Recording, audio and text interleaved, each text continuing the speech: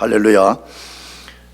하나님이 보실 때 하나님이 인정하는 성공적인 삶을 사는 것이 매우 중요하다고 생각합니다. 이 말이 굉장히 중요한 말이에요. 우리 자신이 하나님이 보실 때 그 앞에서 하나님이 인정하는 성공, 하나님이 인정하는 승리의 삶을 사는 것이 매우 중요하다고 성경이 말씀합니다. 그 이유가 무엇일까요? 소극적인 이유와 적극적인 이유를 생각해 볼 수가 있는데, 소극적 이유는 그렇게 살 때만이 인생을 낭비하지 않아요. 그렇게 살 때만이 하나님이 주신 것들을 누릴 수가 있기 때문에 그렇습니다. 한번 생각해 봅시다. 우리가 굉장히 와서 열심히 공부도 했어요. 열심히 뭔가 인생의 목표를 성취했어요. 근데 하나님 보시기에 성공이 아니에요. 하나님 보시기에 인정된 승리가 아니에요. 그렇다면 그 삶은 낭비한 인생인 것입니다. 그러므로 하나님이 인정하는 성공, 하나님이 인정하는 승리의 삶을 사는 것이 매우 중요한 것입니다. 적극적 이유로는 그렇게 살 때만이 하나님께 영광을 돌릴 수 있기 때문입니다. 할렐루야. 여러분, 예수 믿어서 진짜 구원받은 사람은 인생의 목적이 하나님 영광을 위해서 사는 것을 믿는 거잖아요. 말로는 하나님 영광 위해서 산다 그러고 삶의 방식을 그렇게 살지 아니하면 하나님께 영광을 돌릴 수 없기 때문에 그렇습니다. 하나님 자기 자녀들이 하나님의 방식으로, 하나님이 인정하는 승리와 성공의 삶을 살기를 절대적으로 원하십니다. 근거가 뭐지요? 여러분, 그것 때문에 예수님 보내줬습니다. 아멘이죠? 죄의 종노릇하고 스스로의 힘으로는 죄에서 벗어날 수 없는 우리를 벗어나게 해 주셔서 하나님의 능력으로 살도록 하기 위해서 예수님 보내주신 거잖아요. 그것 때문에 성령님 보내주셨습니다. 예수님 십자가의 사건으로만 완전하지 않다고 여긴 것 같아요. 이 말은 예수 십자가의 구속 사건이 부족하단 말이 아니라 우리 자신을 말하는 거예요. 우리 자신이 그것이 부족하다고 여겼는지 또 다른 보혜사인 성령을 우리에게 보내셔서 성령의 능력으로 살게 하시는 것이 또 다른 근거잖아요. 또 하나의 근거는 뭐죠? 우리에게 성경을 주시는 것입니다. 뭘 줬다고요? 성경. 내가 지난 금요일에도 말씀드렸지만 우리 인생이 성경을 소유하고 있다는 것 자체가 복인 것을 믿어야 돼요. 성경이 아니면 알 수 없는 것들이 너무 많잖아요. 하나님이 계신 거 우리 모릅니다. 로마서 1장 18절 이하에 분명하게 하나님이 자신을 알도록 이 만물 속에 신성을 가득하게 채워놨다 그래도 인간의 죄 때문에 그 하나님을 정확하게 모르잖아요. 우리가 성경을 통해서 하나님이 어떤 존재인가를 알게 되었잖아요.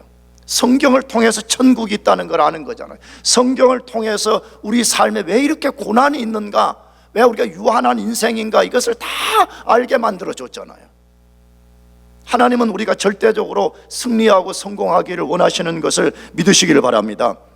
그래서 우리가 승리와 성공의 삶을 통해서 우리가 하나님께 영광을 돌리는 삶을 살아야 됩니다.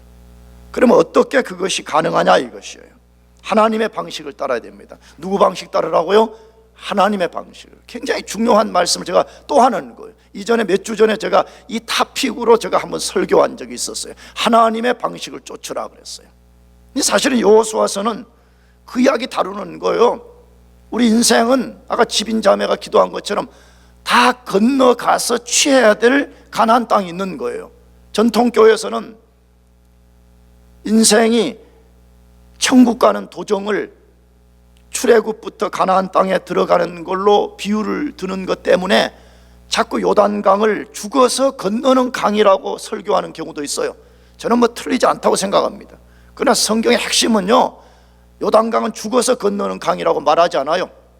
우리 삶에서 건너가서 신앙의 방식을 달리하면서 우리가 쟁취해야 되는, 영적 싸움을 통해서 손에 넣어야 되는 삶의 영역이라고 말하는 것이에요. 그러면 어떻게 우리가 그런 삶을 살 수 있냐 할 때 하나님 방식을 따라야 된다. 이게 세상 사람들과 다른 거예요. 세상 사람들은 하나님도 모르지만 하나님의 방식을 따르지 않는 거죠. 그러나 그리스도인들은 하나님의 방식을 따를 때 많이 하나님이 인정하는 성공, 하나님이 인정하는 승리의 삶을 살 수가 있는 것입니다. 그래서 오늘 본문에서는 그 방식을 아주 자세하게 알려주고 있는데, 그 오늘 본문의 구체적 내용이 무엇입니까? 이스라엘 백성들이 요단강을 건넜어요. 길갈이라는 지역, 이 지역은 여호수아가 이스라엘 백성들과 함께 가나안을 정복하는 전쟁 본부였어요. 헤드쿼터였어요. 근데 거기에 도달을 했는데 하나님께서 이스라엘 백성들에게 할례를 받으라고 명령을 내리신 것입니다. 여러분, 적절한 타이밍이에요, 아니에요? 인간적으로 보면 절대 적절한 타이밍이 아닙니다. 절대 좋은 상황에서 내린 명령이 아닌 것입니다. 왜 아닌 것 같아요? 요단강을 건널 때 두 가지 현상이 일어났을 거라고 성경은 지금 말씀해요. 이스라엘 백성들이 요단을 건넜을 때에 이스라엘 백성들 편에서는 흥분이, 사기가 충천했을 거예요. 야, 우리가 두려워한 이 요단강을 이제 건넜으니까 이거 기적이 일어나는구나 하고 백성들이 사기가 충천했을 거예요. 근데 반대로 가나안 백성들은 오늘 본문 5장 1절에 보니까 마음이 녹아버렸다고 되어 있어요. 그러니까 완전히 두 진영의 마음이 달라진 것이죠. 5장 1절 다시 한번 볼까요? 뭐라고 되어 있어요? 요단 서편에 아모리 사람의 모든 왕과 해변의 가나안 사람의 모든 왕이 여호와께서 요단 물을 이스라엘 자손들 앞에서 말리시고 우리를 건너셨음을 듣고 마음이 뭐했어요? 녹았고 이스라엘 자손들의 연고로 뭘 잃어버렸어요? 정신을 잃어버렸다는 거예요. 나는 이 장면을 보면요 너무 놀랍다는 거예요. 왜 놀라워요? 여호수아서만 읽어봐도 지금 가나안 족속들의 마음이 녹았다는 게 몇 번째 나와요? 모르겠어요. 여호수아서 안에만 봐도 가나안 족속들의 마음이 녹아버렸다는 것이 두 번 나오잖아요. 2장에 정탐꾼들을 보냈을 때 정탐꾼들이 기생 라합 집에 들어갔을 때 기생 라합이 보고했잖아요. 어떻게 마음이 녹았다고 그랬어요? 하나님이라는 분이 이스라엘 백성들을 홍해를 건너고 광야에서 강력한 두 왕들을 멸망시켰다는 소문을 들었을 때 우리 백성들의 마음이 뭐였습니다? 녹았습니다. 이렇게 고백했잖아요. 근데 그 본문을 보면 이미 그들은 계속 녹고 있었어요. 왜냐 그러면 홍해를 건널 때 녹았지요. 그 시온과 옥의 왕들을 파할 때 무너졌기 때문에 계속 녹고 있었어요. 근데 이번에는 이제 요단강을 건널 때에 이들의 마음이 녹았을 뿐만 아니라 본문에 보니까 정신을 잃어버렸다 그렇게 돼 있어요. 여러분, 그러면 이 시점이 가나안 땅을 공격하기 좋은 시점이에요, 아니에요? 매우 좋은 시점이잖아요. 아주 노마크 찬스잖아요. 지금 백성들은 사기가 충천해요. 적들은 마음이 녹고 정신을 잃어버렸어요. 그런데 하나님께서 이런 이스라엘 백성들에게, 성인 남자들에게 할례를 받으라 그렇게 말했어요. 할례를 받으라 그렇게 말했어요. 여러분, 할례가 무엇이에요? 대충 알잖아요. 남자의 생식기에 표피를 자르는 것인데, 이것을 하면 일주일간 고통이 따르고 고통 때문에 쉽게 몸을 움직일 수 없는 상황에 빠집니다. 만일 그때 적들이 이 사실을 알고 공격한다면 이스라엘 백성은 가장 무력한 상태에 빠지는 것입니다. 그런데 하나님은 적들이 지켜보는 앞에서 할례를 받으라고 명령하고 있습니다. 뭐 말해요? 인간적으로 가장 좋은 공격 시점에 가장 위험한 상황을 만들고 있다는 거예요. 사람이 보기에는 지금 공격을 하는 것이 가장 좋은 상황인데 하나님이 그 상황을 가장 위험한 상황으로 만들었다는 것입니다. 왜 그런 것입니까? 우리도 그러지 않아요. 우리가 살다 보면 사람이 볼 때 이 시점이 가장 좋다고 여기는데 하나님이 오히려 그 상황을 우리가 볼 때 위험한 상황으로 만들어버리는 경우들이 있잖아요. 왜 그러시는 거예요? 여러분, 그 답을 먼저 이사야서 55장 8절 9절에서 말씀하는 거죠. 이건 여러분이 교회 다니면 잘 아는 말씀이에요. 같이 읽어보십시다. 같이 시작. 여호와의 말씀에, 잘못됐나? 여호와의 말씀에 들어만 보세요. 내가 잘못 준 모양이에요. 여호와의 말씀에 내 생각은 너희 생각과 다르며 내 길은 너희 길과 달라서 하늘이 땅보다 높음같이 내 길은 너희 길보다 높으며 내 생각은 너희 생각보다 높으니라. 그렇게 돼 있어요. 자, 딴 거 다 잊어먹어도 뭐라고 돼 있어요? 내 생각은 너희 생각과 뭐라 그래요? 다르다고 말해요.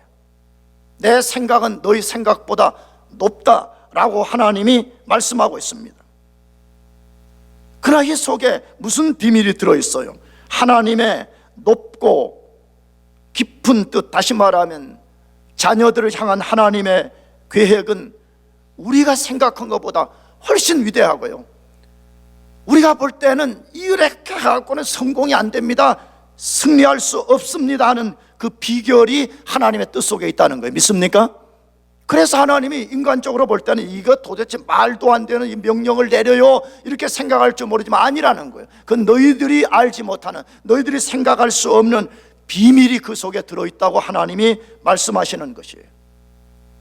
그러므로 하나님의 방식으로 성공하고 승리하고 싶다면 하나님 명령할 때 잘 납득되지 않아도 순종해야 됩니다. 할렐루야. 여러분, 그것이 관건이에요. 오늘 본문에 그것이 관건이에요. 지금요, 여러분, 우리가 잘 납득되지 않는 상황들, 잘 납득되지 않는 명령들 많이 있잖아요. 그때 과연 비록 내가 납득이 잘 안 되지만 하나님의 뜻은, 하나님의 생각은, 하나님의 방법은 내가 생각하는 것과 비교할 수 없이 높고 위대하다는 것을 믿는다면 우리가 그게 순종해야 된다는 것이에요. 그러면 왜 하나님이 할례를 받으라고 명령하셨냐? 왜 할례 받으라고 했냐 이거예요. 첫째, 하나님과 맺은 언약 기억하고 살라는 거예요. 하나님과 맺은 언약 뭐하고 살라고요?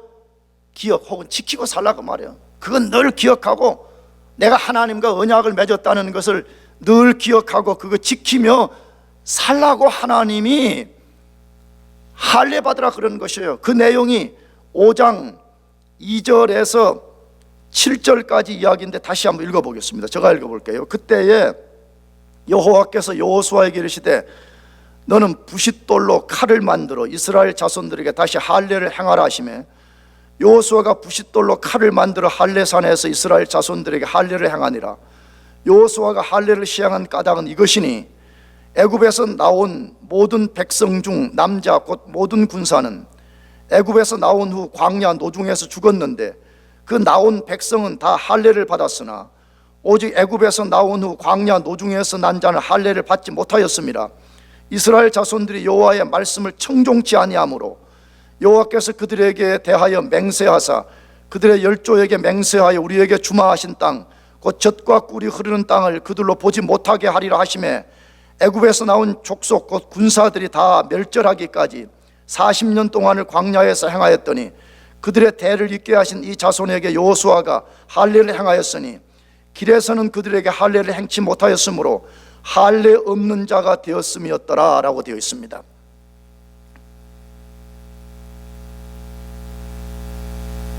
요단강 건넌 백성들에게 할례 받으라 명령했어요.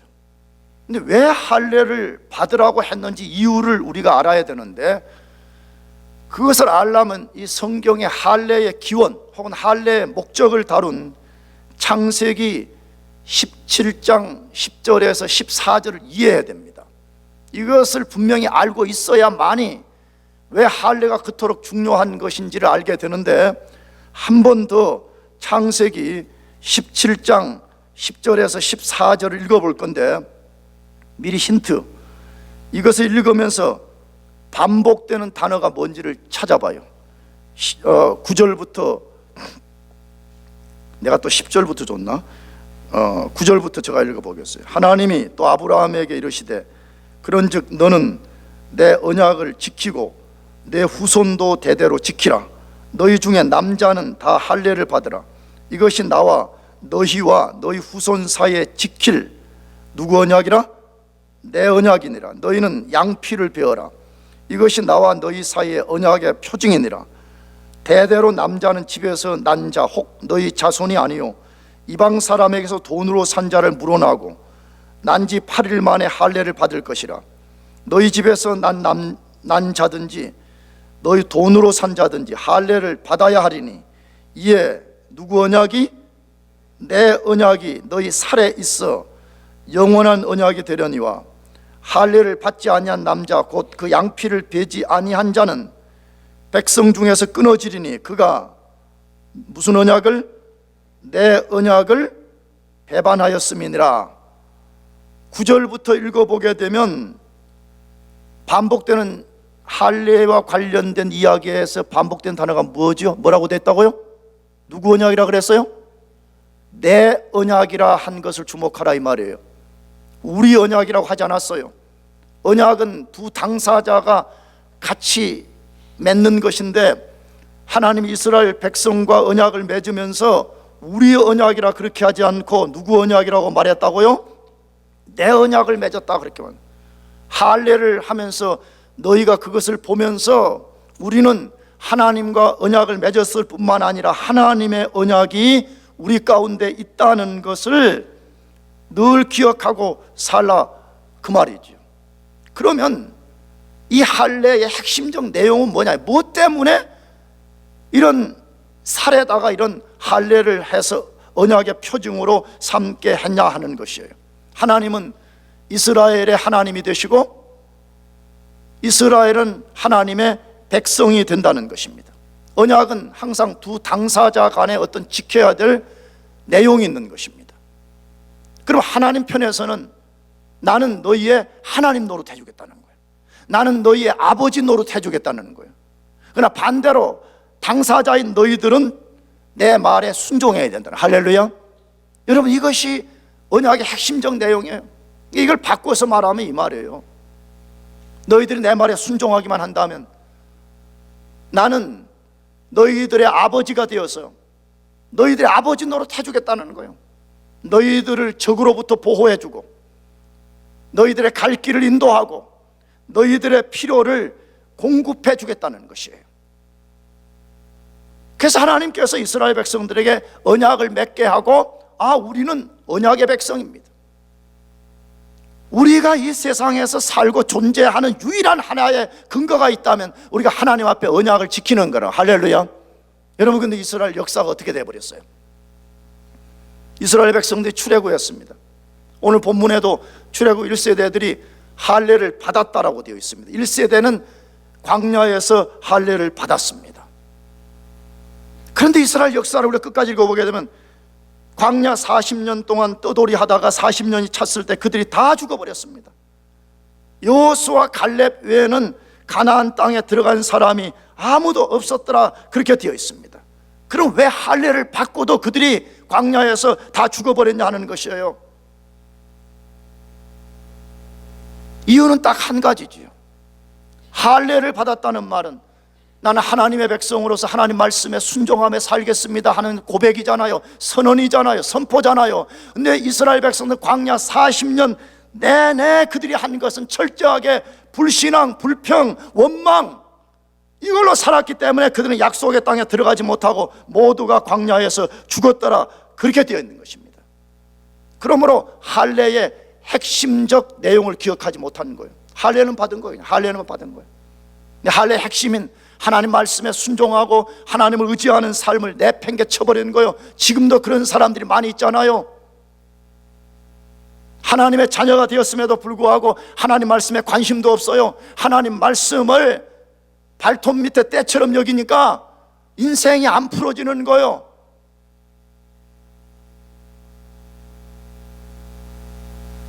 광야의 1세대들이 불신앙과 원망하다가 다 죽었습니다. 이제 광야에서 태어난 2세대들이 요단을 건넜고 가나안 땅을 이제 정복하기 위해서 그 땅에 들어갔습니다.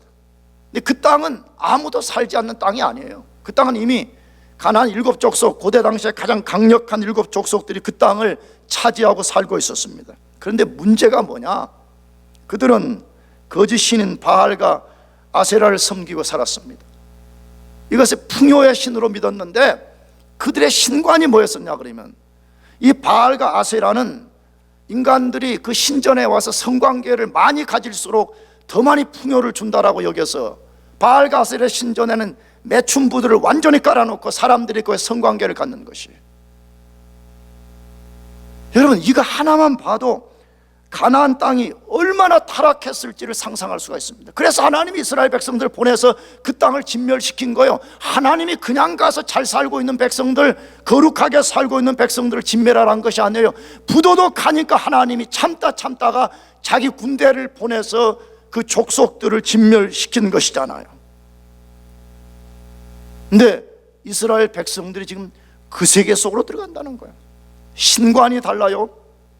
완전히 철저한 타락한 문화를 가진 그 속에 그들이 들어가는 것이에요. 그렇다면 뭐가 필요한 것이에요? 이스라엘 백성들에게 하나님이 교훈하시는 거죠. 너희 나와 언약을 맺고도 이 말씀에 순종하지 않았던 너희 조상들이 광야에서 멸망된 것을 너희가 보았지? 그렇다면 너희가 이 타락하고 너희 정체성을 스스로 지킬 수 없는 이 세계 속에 들어가서 너희 정체성을 지키는 비결은 뭐냐? 할례를 받고 너희들이 늘 그것을 보면서 기억하고 우리는 하나님과 언약을 맺은 백성이고 우리가 살아가는 유일한 방식, 존재 이유 하나는 말씀에 순종하는 것이네. 할렐루야. 지금도 똑같아요. 왜 똑같냐? 여러분, 이 세상은 가나안과 같아요. 지금요,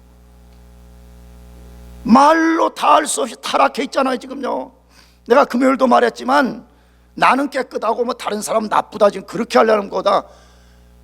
우리의 실망이 뭐예요? 뭐 실망도 아니죠. 정말 실망도 아니에요. 이미 성경에서 인간은 그렇다고 말하니까. 근데 세상에서 다 높은 자리에 있고 뭐 선생님네 뭐 지도자네 뭐 다 그렇게 하는데 우리가 들여다보니까 뭐예요? 썩어도 그렇게 썩은 인간들이 있을까 할 정도잖아요.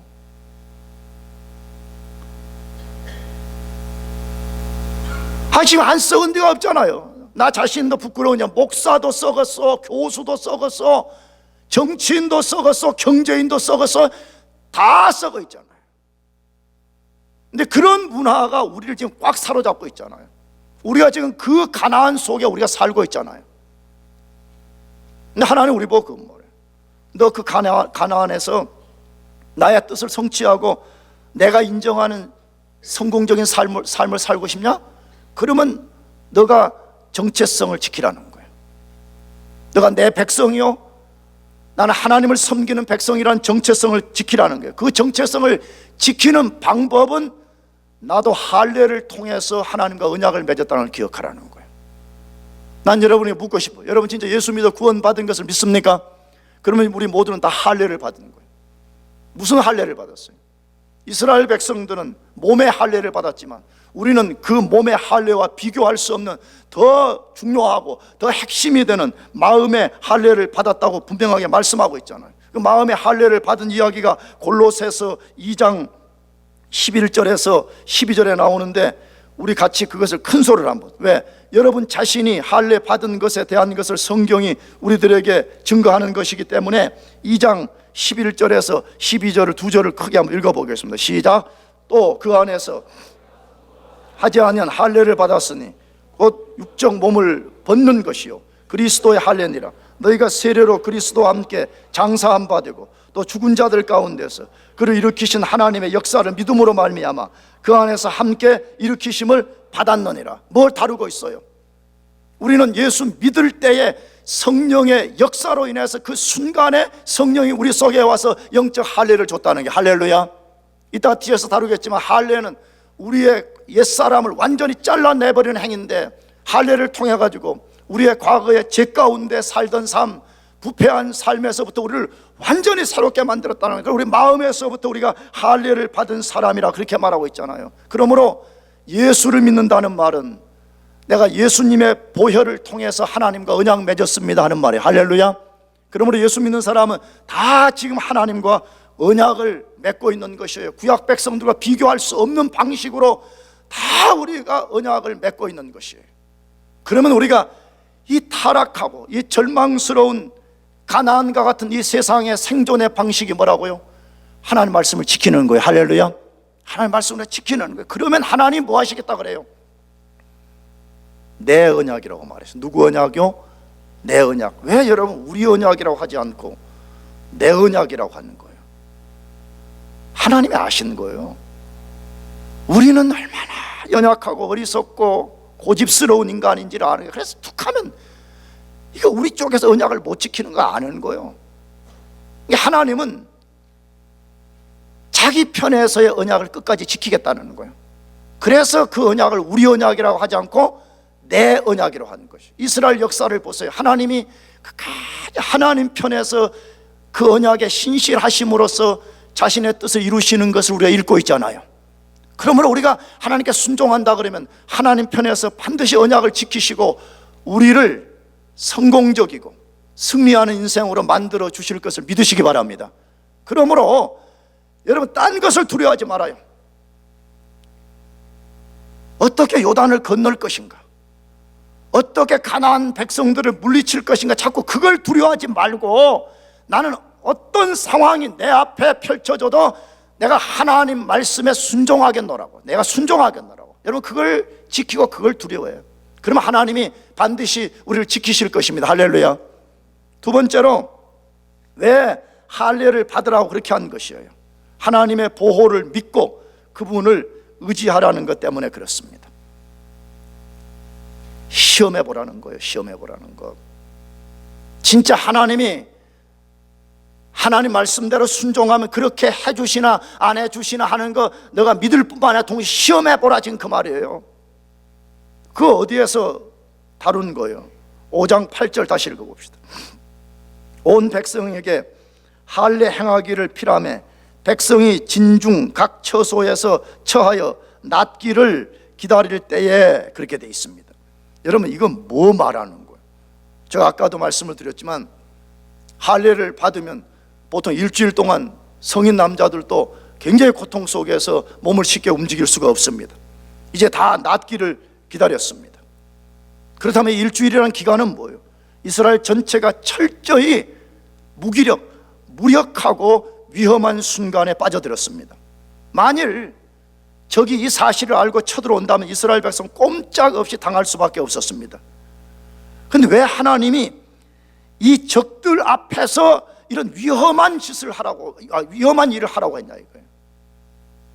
매우 위험한 이 일을 하라고 왜 하나님이 이렇게 하신 거예요?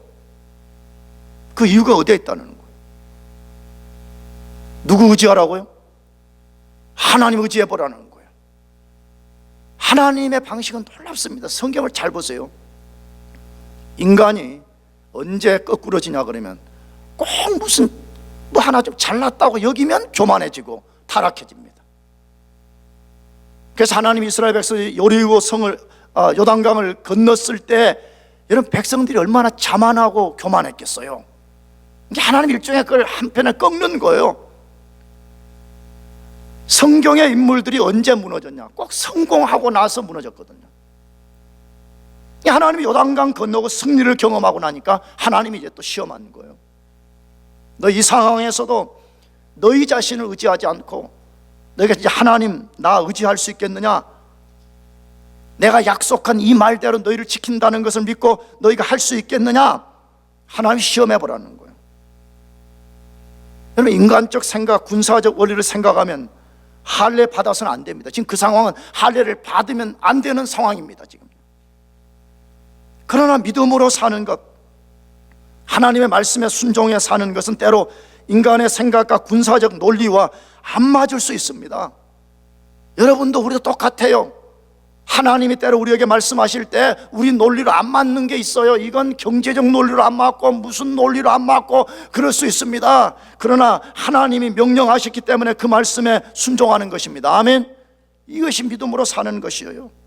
그래서 이스라엘 백성들이 인간적으로는 도저히 할례 받으면 안 되는 상황이지만 그들이 할례를 받고 일주일 동안 다 들어 누워서 기다리고 있었던 것이에요.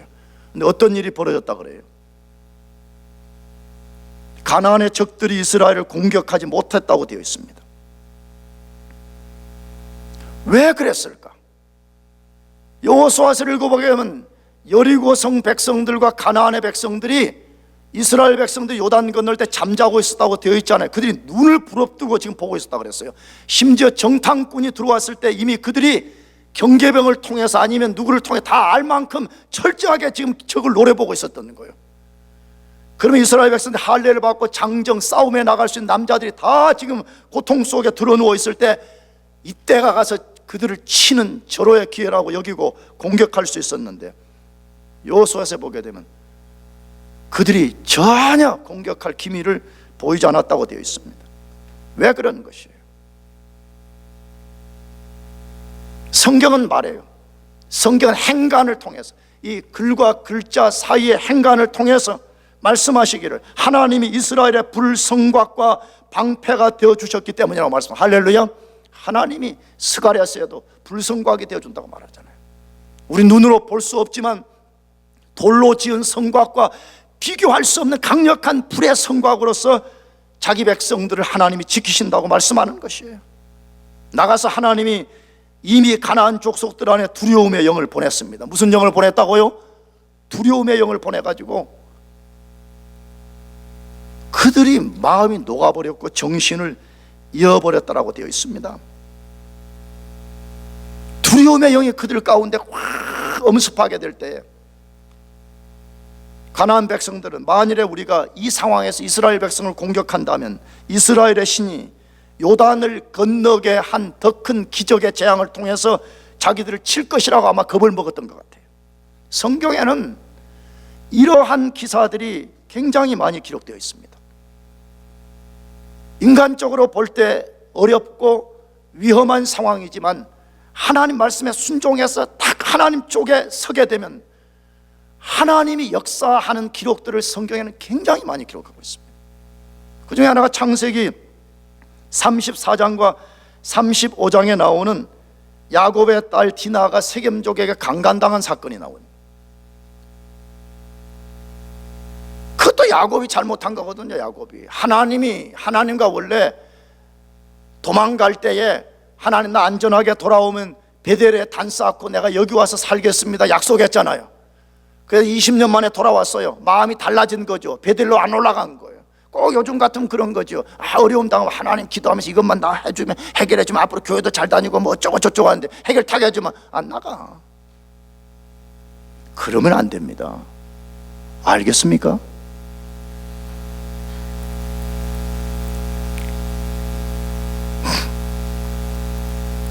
야곱이 베델로 돌아오겠다고 약속해놓고 세겜에 가서 한 거예요. 세겜에. 왜? 그 성경 보니까 세겜은 목초 지어가지고 야 여기서 우리가 텐트 치고 살면 돈도 많이 벌고 여기 굉장히 좋겠다. 그래 거기 살았다는 거예요. 어느 날 딸 디나, 외동딸이죠. 아주 하나밖에 없는 딸이죠. 맞나? 외동딸이 그 말인가? 하여튼 그 남자 우글우글한 속에 딸 하나니까 얼마나 예뻤겠어요. 난 딸이 없어서 그런지 그냥 나는 여학생들을 보면 우리 딸 삼았으면 좋겠다고. 야곱도 그랬을 것 같아요. 야곱도 그 아저씨 같은 아들 막 우글우글한데 그 중에 딸 디나가 있었으니 얼마나 이뻤겠어요. 근데 디나가 어느 날 세겜성 사람들 구경 간 거예요.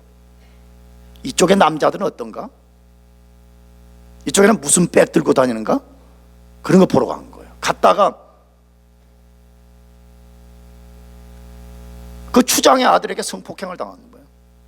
그래서 그것을 나중에 이제 오빠들이 알게 됐죠. 디나의 오빠가. 그래서 디나 오빠가 마음에 이제 복수를 계획했죠. 어느 날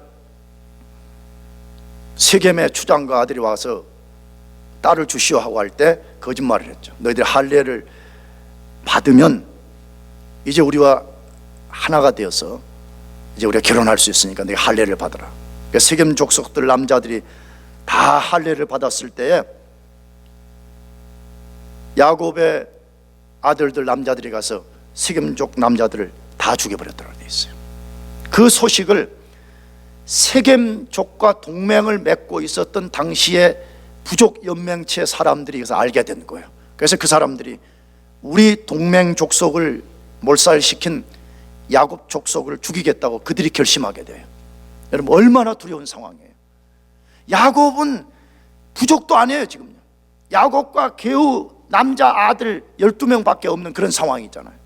그런데 세겜의 부족 동맹들이 야곱 족속을 진멸시키다 얼마나 두려웠겠어요. 성경 실제 야곱이 두려워 떨었더라 그래 돼 있어요. 근데 야곱이 그때 이전에 자기가 하나님과 맺었던 언약을 기억하는 거예요. 그래서 다시 베들로 돌아가겠다고 결심을 해요. 여러분, 인생은 그래서 어쩌면 때로 어려움이 필요한지 몰라. 이것만 해결해 주면 하겠습니다 하고 해결해 주면 자기 마음대로요. 그렇게 하나님이 인간의 힘으로 해결할 수 없는 상황에 빠지게 만드는 거예요. 앞에도 길이 없고 뒤에도 길이 없고 옆에도 길이 없는 이 상황을 만들어서 오직 하나님만 의지하게 만드는 것이.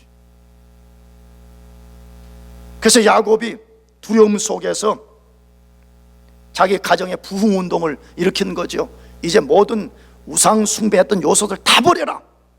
귀걸이 무슨 거 다 버려라. 우리 다 옷을 갈아입자. 구약의 옷을 갈아입는다는 새로운 삶의 결심이잖아요. 옷을 갈아입고 베들로 올라가게 되었더라 그렇게 돼 있어요. 근데 그 베들로 올라갈 때 상황을 창세기 35장 5절에 소개되어 있는데 같이 한번 읽어보겠습니다. 시작. 그들이 발행하였으나 하나님이 그 사면 고울들로 크게 두려워하게 하신 거로 야곱의 아들을 추격하는 자가 없었더라. 할렐루야. 비록 죄를 지어서 절름발이가 되었고, 비록 죄를 지어서 절망의 상태에 떨어져 있었지만 하나님과 맺은 언약을 기억하고 언약의 자리로 돌아가겠다고 그들이 나섰을 때에 하나님이 그 사면 고울들로 크게 두려워하게 하신 거로 야곱의 아들을 추격하는 자가 없었더라 그랬어요. 여러분, 사사기서를 읽어보세요. 하나님은 두려움의 영들을 움직이시는 하나님입니다. 할렐루야. 하나님 그 일 하신다고 말씀해요.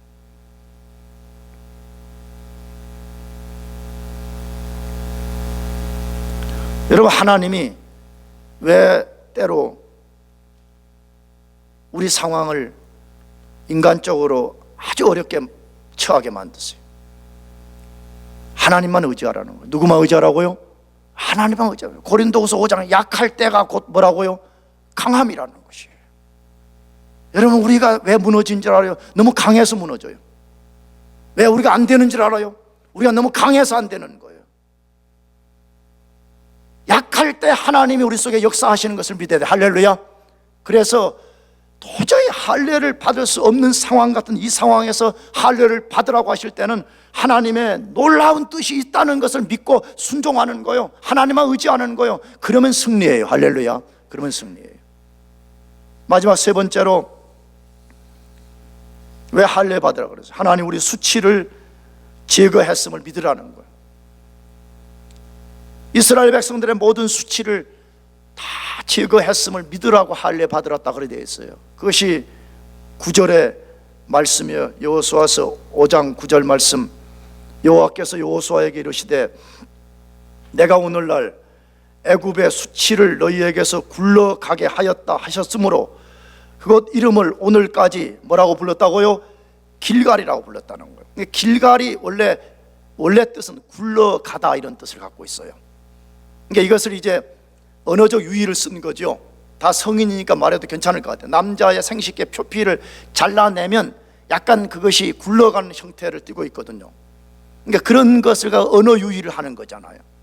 그래서 지금 할례를 행했다고 하는 것은 너희들의 언약을 재갱신할 뿐만 아니라 너희들의 과거의 모든 수치가 이제 굴러가 버린 것처럼, 완전히 표피가 잘리는 것처럼 너희들 잘려나가 버렸다, 이걸 선언한 것이고 그것을 기억하라고 하나님이 할례를 행하셨다 그렇게 되는 거예요. 그러면 이스라엘 백성들의 과거의 수치가 무엇이었어요? 무엇을 수치를 굴러가게 했다 그러는 것이에요? 이스라엘 역사는 한마디로요, 수치의 역사, 수치의 역사. 근데 그것을 크게 두 가지로 우리가 나누면, 첫째 수치는 뭐냐? 이스라엘 백성들이 애굽에서 430년간 종살이했습니다. 그들이 출애굽했습니다. 이 세대들이 가나안 땅에 들어가요. 그러면 이 세대들이 무슨 노릇하던 후손들이에요? 종노릇하던 후손들 아니, 종노릇하던 후손들 아니에요? 만일에 여러분 그런 정체성을 가지면 얼마나 참담하겠어요. 여러분 반대로 여러분을 생각해요. 아니 내가 종의 아들로 태어났단다. 혹은 아니면 내 부모가 누군지도 나는 모른단다. 나는 사생아다. 여러분 그럼 얼마나, 물론 그런 사람들이 혹시 있을까 조심스러운 말인데, 얼마나 그러면 자기 정체성에 혼란이 생기겠어요. 이스라엘 백성들 가나안 땅에 들어갔지만 여전히 과거에 붙잡힌 인생들, 우리는 애굽의 종노릇 하던 후예들이라는 거, 얼마나 낮은 자존감 속에 있었겠어요. 또 하나의 수치는 무엇이에요? 광야의 수치였습니다. 이스라엘 백성들은 사실 광야 40년, 거의 38년이 거의 불순종의 역사였습니다. 근데 그 불순종의 역사의 하이라이트를 보여주는 것이 가데스 바나의 사건 있잖아요. 가데스 바나에서 정탐꾼들 12명을 보냈는데, 우리가 알듯이 12명이 돌아와가지고 12명만 손에 넣을 수 있습니다는 믿음의 보고를 한 반면에 10명의 정탐꾼들은 불가합니다. 우리는 절대로 불가합니다. 우리는 안 됩니다.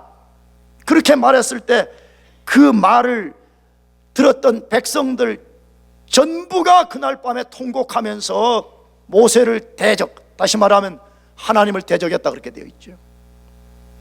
그러므로 이스라엘 과거의 역사는 철저하게 수치의 역사였습니다. 그런데 하나님이 그들이 요단강을 건넜을 때 모든 치욕이 벗어졌다는 것을 알리기 위해서 할례를 명하신 것입니다. 마찬가지로 예수 믿으면, 예수 믿는 순간에 우리의 과거의 모든 수치가 다 굴러나간 것을 믿으시길 바랍니다. 다 잘라나가 버리는 거예요. 지난주에도 읽었잖아요. 고린도서 5장 10절, 그런즉 누구든지 그리스도 예수 안에 있으면 새로운 뭐라고요? 피조물이라는 거예요. 여러분, 예수 믿는 순간에 우리의 허물과 죄와 수치와 모든 것들이 완전하게 깨끗하게 되는 것을 믿어야 돼요. 그러면 어디서 우리가 그 근거를 가질 수가 있냐? 아까 읽었던 골로새서 2장 11절 12절에 우리는 예수 믿는 순간에 다 뭐 받았다 그랬어요? 다 뭐 받았어요? 할례를 받은 거 아니야. 마음의 할례를 받은 거 아니야. 이스라엘 백성과 비교할 수 없는, 그들은 껍데기의 할례를 받았지만 우리는 본질이 되는 마음의 할례를 받은 사람들이잖아요. 그러므로 예수 믿을 때 성령으로 거듭난 순간에 우리가 마음의 할례를 받아서 옛죄가 완전히 사라져버리고 예수 안에 새로워진 것을 믿으시기 바랍니다. 예, 우리 예수 믿는 그런 사람들은, 예수 믿는 사람은 그런 사람들. 예수 믿는 사람들은 과거에 어떠한 것도 우리를 발목을 잡을 수가 없어요. 예수 안에 모든 것이 해결되어 버렸기 때문에 어떤 것도 우리 발목을 잡을 수 없을 뿐만 아니라 우리를 정죄할 수 없다, 그렇게 말씀해. 우리를 정죄할 수 없어요. 그것을 믿읍시다. 그걸 정죄할 수 없어요. 죄책감에 시달리고, 물론 우리는 죄책감에 시달릴 수 있어요. 그러나 그것을 계속 시달린다 그러면 나는 진짜 복음을 의지하는 사람인가, 아니면 나 자신을 의지하는 사람인가를 점검해 볼 필요가 있어요. 예수 안에 할례 받은 사람은 다시는 정죄가 없다고 말씀해. 그것을 로마서 8장 1절에서 2절로 말씀하는데 같이 읽어보겠습니다. 시작. 그러므로 그리스도 예수 안에 있는 자에게는 결코 정죄함이 없나니 이는 그리스도 예수 안에 있는 생명의 성령의 법이 죄와 사망의 법에서 너를 해방하였습니다. 할렐루야. 이걸 믿읍시다. 아멘. 이걸 믿는 것이 예수 믿는 거예요. 이걸 믿는 것이 신앙생활하는 거잖아. 이걸 믿는 것이 복음을 받아들이는 거잖아요. 그리스도 예수 안에 있는 자에게는 결코 정죄함이 없다고 말씀해요. 8장 끝까지 읽어보게 되면 그 어떤 것도 우리를 정죄할 수 없다고 말해. 그리스도 예수 안에 있는 우리를 하나님이 의롭다고 선언해 버렸기 때문에, 우주의 대재판장이신 하나님이 선언을 해버렸기 때문에 그 어떤 피조물도 우리를 정죄할 수 없다고 말씀해. 사랑하는 교우 여러분, 우리 앞길을 가로막을 수 있는 것이 아무것도 없습니다. 믿습니까? 아무것도 없어요. 정말 그걸 믿어야 돼. 우리 앞길을 가로막을 수, 우리의 전진을 가로막을 수 있는 것이 아무것도 없어요. 왜? 예수 안에서 우리가 할례를 받아서 우리 과거의 모든 수치, 모든 허물, 모든 저주, 모든 연약함이 다 예수 안에서 떠나버렸기 때문에 우리가 예수님 의지하고 언약의 말씀 순종해 간다 그러면 우리 앞에는 승리가 보장되어 있어요. 하나님이 인정하는 승리가 보장되어 있어요. 때로는 그것이 꼭 물질적인 것이 아닐 수 있어요. 유물론적인 것이 아닐 수 있어요. 그러나 우리가 하나님 말씀에 순종해 가면 반드시 우리에게 승리를 주실 것을 믿어야 됩니다. 이것이 할례 정신이에요. 할렐루야. 나는 그래서 오늘부터 다시 여러분들이 할례 정신을 기억해요. 왜 이스라엘 백성들 남자 생식기에 하필이면 할례를 하겠었겠는가를 잘 생각해 보면서, 비록 우리는 그런 할례를 받지 않았지만 우리는 그보다 더 고귀하고 우리의 본질이 되는 마음의 할례를 받은 것을 기억하고 매일매일 나는 하나님과 언약을 맺은 백성이라는 걸 기억해. 하나님의 언약이 나에게 있다는 걸 믿어야 돼. 할렐루야. 나는 비록 연약할지라도 하나님이 그 언약을 반드시 이루어 주신다는 것을 믿고 나도 하나님 말씀에 순종해 따라가는 거예요.